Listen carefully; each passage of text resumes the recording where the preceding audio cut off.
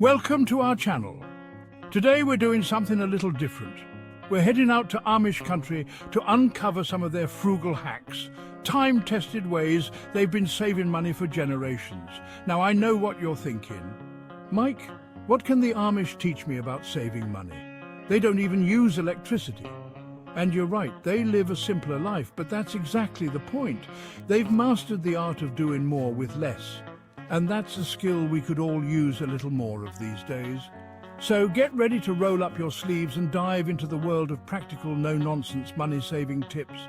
We're going to get our hands dirty, learn from the best, and hopefully walk away with some valuable lessons that'll help you keep a little more cash in your pocket. Let's get started. Now, I've built my fair share of furniture in my time, and let me tell you, it ain't always pretty. But the Amish, they've got this whole furniture thing down to a science. They start with simple, locally sourced lumber, often harvested right from their own property. No fancy tools here, folks. They use hand saws, chisels and planes, carefully crafting each piece with incredible precision. And because they build everything to last, you won't find any particle board or cheap veneers here. This furniture is built like a tank, meant to be passed down through generations. And the best part, by building it themselves, they avoid those outrageous markups you see in furniture stores. So, what can we learn from the Amish approach to furniture? Well, it's about investing in quality, learning basic woodworking skills, and maybe breaking a sweat instead of breaking the bank. Forget your grocery store aisles and fancy supermarkets. The Amish get their food the old-fashioned way, straight from the garden. And let me tell you, these folks are practically self-sufficient. They grow their own fruits, vegetables, herbs, you name it. And they do it all without fancy pesticides or chemical fertilizers. Just good old-fashioned hard work and a deep respect for the land. Now, I'm not saying you've got to ditch the grocery store entirely, but even a small garden can make a big difference in your budget. Plus, nothing beats the taste of fresh, homegrown produce. And if you really want to take a page from the Amish playbook, consider preserving your harvest through canning, pickling or freezing. That way you can enjoy the fruits and veggies of your labour all year round. Now, I'm not going to lie, I've used my fair share of industrial strength cleaners in my day. But the Amish, they've got a different approach, one that's easier on the wallet and the environment. Forget the harsh chemicals and expensive brand names. The Amish rely on simple natural ingredients like vinegar, baking soda and lemon juice to keep their homes sparkling clean. And let me tell you, these homemade concoctions really work. They cut through grease, deodorize like a dream, and leave your surfaces spotless. Plus, they're non-toxic and safe for kids and pets.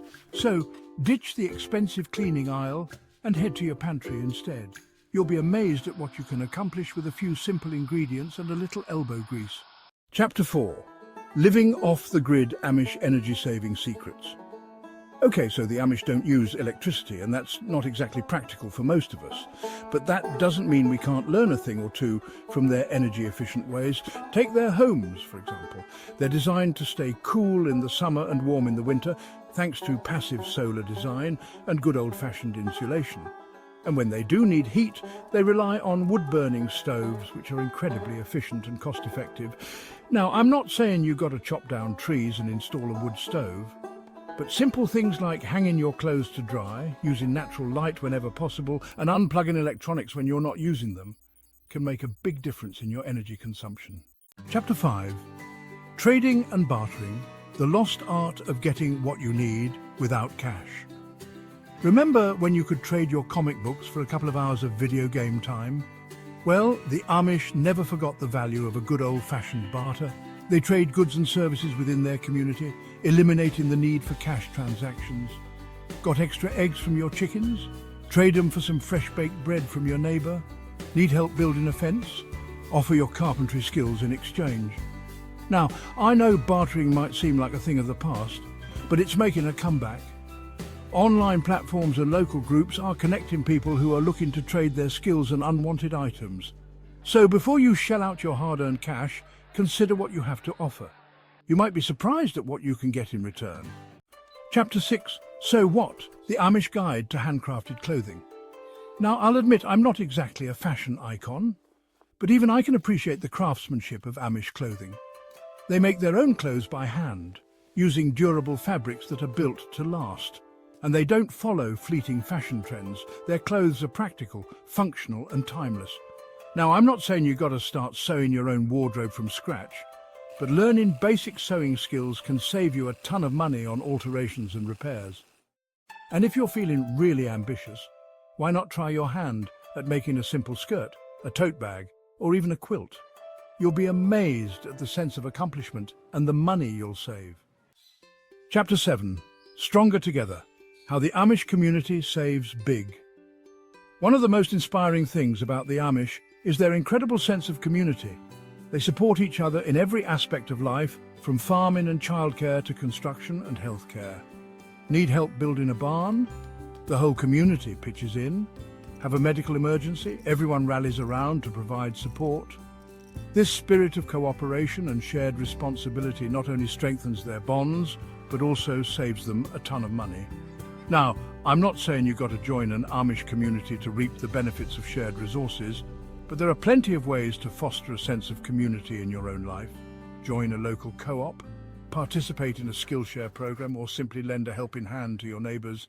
You'll be surprised at how good it feels to give back and how much you can save by working together. Chapter 8. The Simple Life: Finding Freedom in Less Stuff. The Amish have a different definition of keeping up with the Joneses. They don't buy into the latest gadgets, designer clothes or fancy cars. They value simplicity, practicality and experiences over material possessions. Now, I'm not saying you've got to ditch your smartphone and move to the countryside, but there's a valuable lesson to be learned from the Amish approach to consumption. By focusing on what truly matters, family, community and meaningful work, they free themselves from the endless cycle of wanting and buying. And that, my friends, is a recipe for true wealth.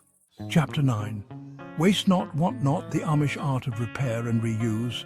The Amish have a saying, use it up, wear it out, make it do or do without. And let me tell you, they live by those words.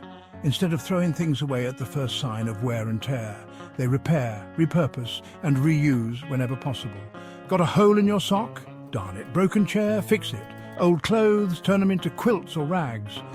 This resourceful approach not only saves them money, but also reduces waste and minimizes their environmental impact.